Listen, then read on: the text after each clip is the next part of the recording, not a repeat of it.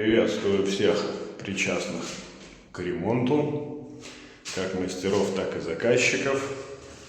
Хотелось бы обсудить следующую проблему, когда мастера или сами заказчики начинают демонтировать старые обои, особенно в старом жилом фонде, сталкиваются с проблемой повреждения основания.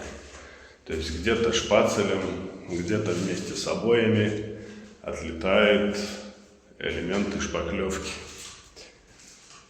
Что с этим делать, спросите вы меня? Я вам отвечу.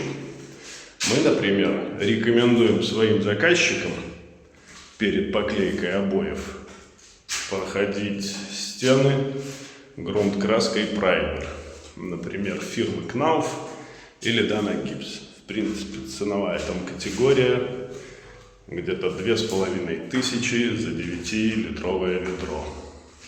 Что в дальнейшем экономит на подготовке, то есть вы можете от основания прекрасно снять любые обои без каких-либо повреждений, потому что основание у нас плотное, крепкое и основательное. Так что берите на заметку, заказчики и мастера.